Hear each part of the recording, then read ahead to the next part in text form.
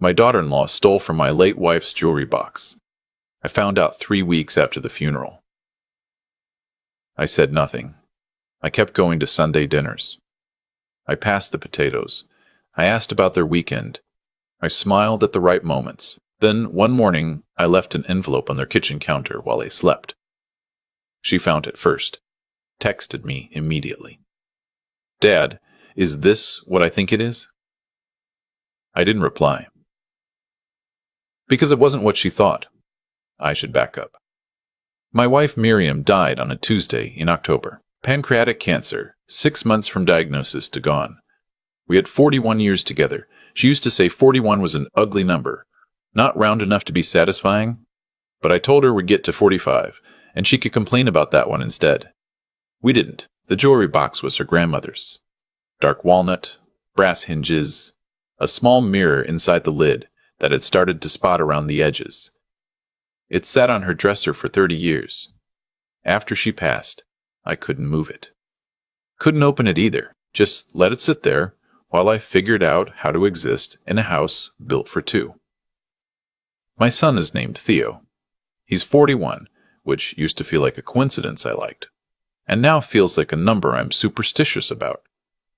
He married Renata 7 years ago.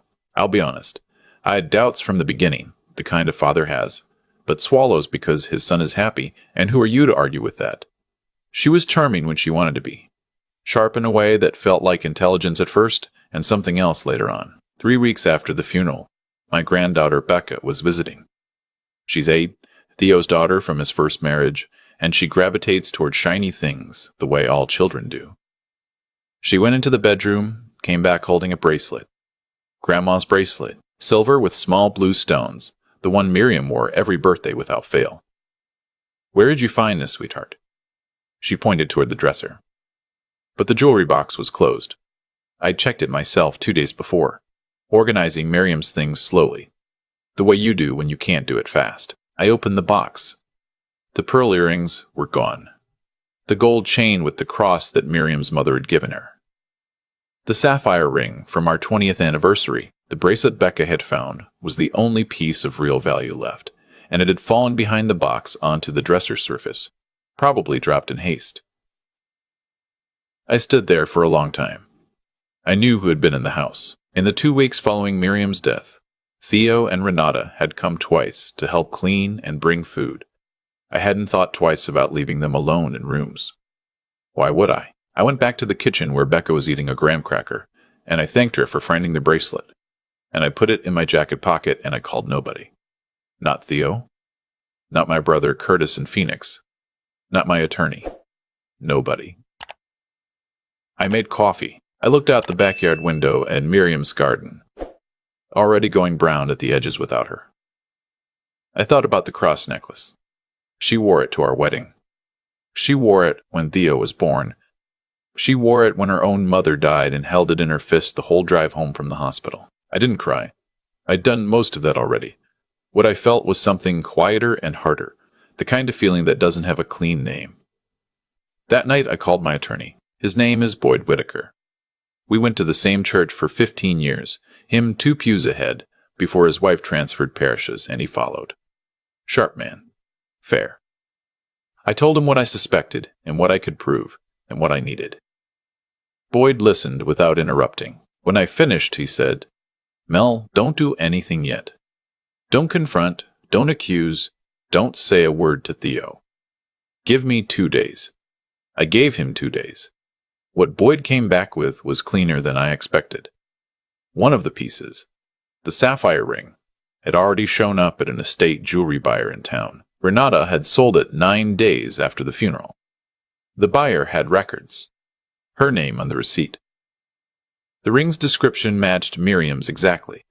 I'd had it appraised years before and had the paperwork. 9 days. Miriam had been gone 9 days. Boyd said, "This is theft. We can pursue it criminally, but before we do anything, you need to decide what you want the outcome to look like. Because whatever you do here, it goes through Theo first." That was the part I'd been sitting with since the jewelry box. Theo didn't know. I was almost certain of that. My son is many things, and some of them disappoint me, but he is not a man who would let his wife steal his mother's jewelry 9 days after the funeral. He loved Miriam. He sat by her bed those last weeks. He held her hand. No, he didn't know. Which meant whatever I did next would land on him too. Boyd recommended a private investigator to document whether any other pieces had been sold. I agreed. In the meantime, I kept going to Sunday dinners, passed the potatoes, asked about their weekend. Renata was good at the performance. She'd ask how I was sleeping. She'd touch my arm when she said it. I'd watch her wrist and think about where the bracelet used to be, and I'd say, "Better than last week. Thank you for asking." The investigator's report came 2 weeks later. The pearl earrings had gone to a pawn shop 2 towns over. The gold cross chain had been sold at the same estate buyer as the ring. But earlier, the day after Miriam's funeral. The day after. I read that part 3 times. I called Boyd. He said the same thing he'd said before. "Mel, what outcome do you want?" I told him. The next morning I drove to a copy shop and printed 2 documents: the estate buyer's sales receipt with Renata's name, the pawn shop record, the appraisal of Miriam's ring from 6 years ago, the investigator's summary. I put them in a manila envelope, sealed it, and wrote Renata's name on the front in plain block letters. I drove to their house at 7:15 in the morning. I knew Theo left for work at 7:30. I used the key he'd given me years ago. Renata was still upstairs. I could hear the shower. I set the envelope on the kitchen counter where she'd see it when she came down for coffee. I drove home, made breakfast. Waited. Her text came at 8:04. "Dad, what is this?" Not a question mark. A period, which told me she'd already opened it and already understood. I didn't reply. "Dad, I can explain. This isn't what it looks like. Please call me before you do anything." I put the phone face down on the table and ate my eggs. At 8:47, Theo called. His voice was the one I recognized from when he was 16 and had broken a window in the garage and called to tell me before I got home. That voice, not quite fear, not quite sorrow. The voice of a person who's just learned something they cannot unlearn. "Dad, tell me this isn't real." "I'm sorry, son." He was quiet for a long time. When he spoke again, his voice was different, careful and tight. "Did you go to the police?" "Not yet." I need an hour. Please, 1 hour." I said, "I'll give you until noon." What happened in those hours I learned later, piece by piece, the way you do when a family starts coming apart and people start talking. Theo confronted Renata. She cried, said she panicked, said they were behind on bills, said she planned to tell him. He didn't believe the last part. Neither did I. She'd sold the cross chain the day after the funeral. There's no version of that story where you plan to come clean. At 11:40, Theo called back. His voice was flat in a way that worried me more than the earlier version. "Dad, there's more. Tell me." She went through Mom's important papers, too. "The filing cabinet in your office." She was looking for. She said she was looking to see if there was anything in the estate she might be entitled to. That's how she described it. Something she might be entitled to. She found the savings account statement, the one from the credit union. She knew how much you had. Boyd had told me not to do anything emotional. I wrote that down on a notepad and stared at it while Theo talked. Don't do anything emotional. I drove to Boyd's office at 1 o'clock. He already knew something had shifted when I walked in. I laid out the new information, the papers, the savings account, the timeline of what she'd accessed and when. Boyd said, "This changes things. If she was using information from your financial documents, we need to look at whether she was planning anything further." He paused. "I want to bring in someone from the DA's office, I know. Informally first, depending on what she's already done and what she might do, this could go beyond simple theft. I said, do whatever you need to do. The part I hadn't told Boyd yet was what my brother Curtis told me that evening. Curtis had flown in for the funeral and stayed a week. He'd noticed Renata taking photos of some papers on my desk during a moment when she thought nobody was watching. He hadn't mentioned it at the time because he hadn't understood what he was seeing. He mentioned it now because Theo had called him and told him what was happening. Curtis said, Mel, I thought she was being helpful, organizing something. I'm sorry I didn't say anything sooner. He had nothing to apologize for. Neither of us had known to look. Boyd's contact at the DA's office moved quietly. The estate buyer's records, the pawn shop receipts, the documentation from the investigator. It was enough to open a formal inquiry. Renata was interviewed. Her attorney advised her to cooperate minimally. She returned what she could. The sapphire ring had already been resold by the estate buyer, but the pawn shop still had the pearl earrings. I got those back. The cross chain was gone. I sat in my car in the courthouse parking lot after signing some paperwork and thought about Miriam wearing that cross at her mother's funeral, fist closed around it the whole drive home. I thought about it sitting in a stranger's display case somewhere. I didn't cry. I was past the point of that. Theo filed for divorce 2 weeks into the formal inquiry. He called to tell me himself. His voice was the careful, flat kind again, but with something underneath it now that I didn't have a name for right away. Later, I recognized it as relief, which broke my heart in a different way entirely. Nobody should feel relieved that their marriage ended. But he did. And that told me things about those 7 years that I hadn't let myself see clearly before. What I didn't expect was the call from Renata's sister. Her name was Jill. We'd met twice at family events, exchanged pleasantries, nothing more. She called me at 9 o'clock on a Wednesday, apologized for the hour, and said she needed to tell me something. She said, Renata has done this before. Not exactly this, but close enough. Her ex-boyfriend, before Theo, his grandmother died and things went missing. His family thought it was a coincidence. I don't think it was a coincidence. I asked why she was telling me now. She said, because I kept quiet before, and I've had to live with that. And because your wife, from what Theo told me about her, she deserved better than this. She did. She really did.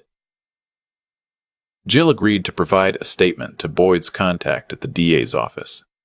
The pattern mattered, even if the previous incident hadn't been formally documented. It established something about the character of what had happened. It made the inquiry larger than one bereaved husband, one jewelry box, 3 stolen pieces.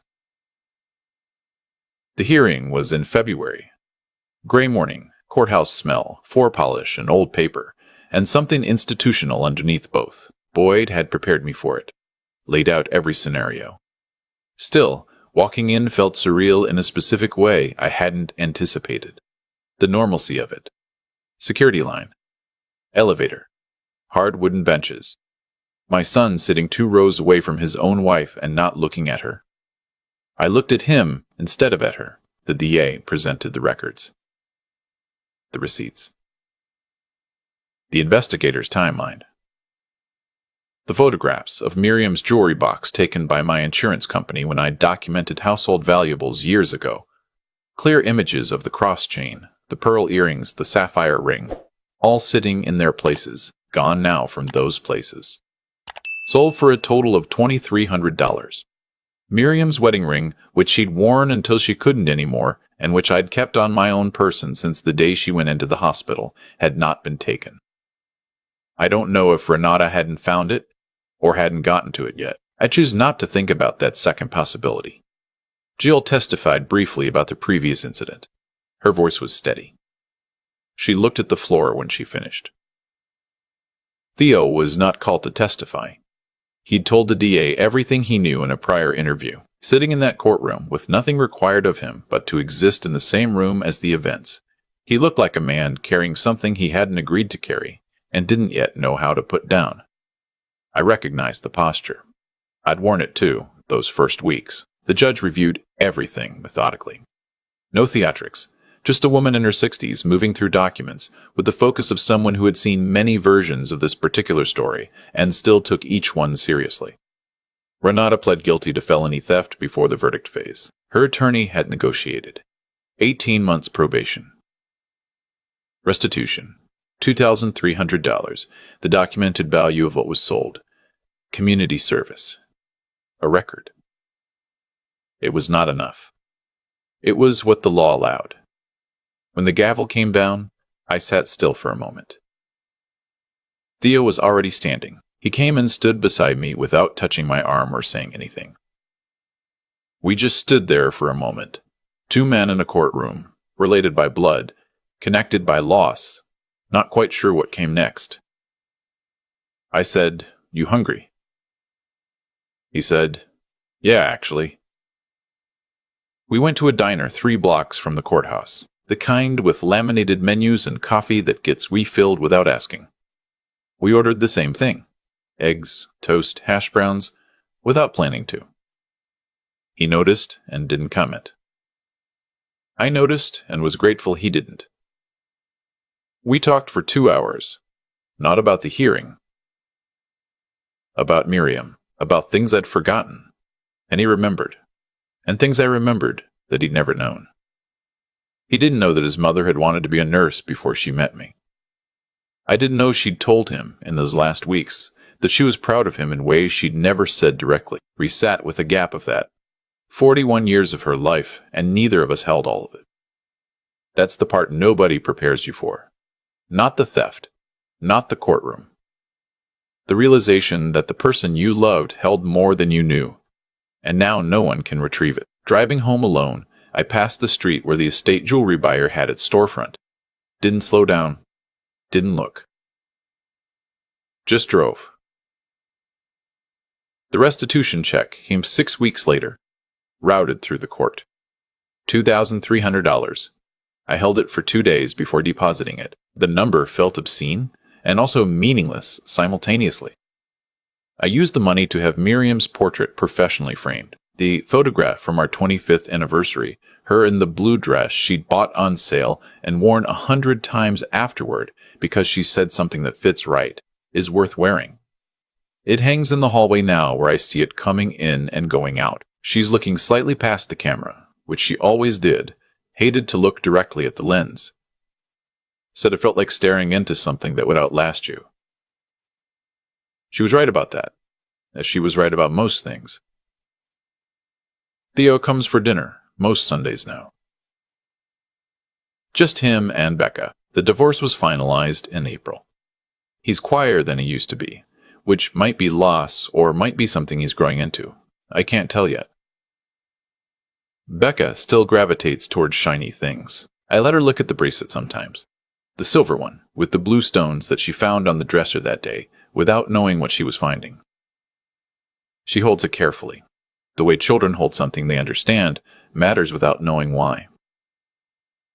I've started working in Miriam's garden, slowly. I don't know what I'm doing. She was always the one who knew which things needed what. I've killed 2 plants already. One seems to be surviving despite me. I figure that's roughly her way of telling me to keep going.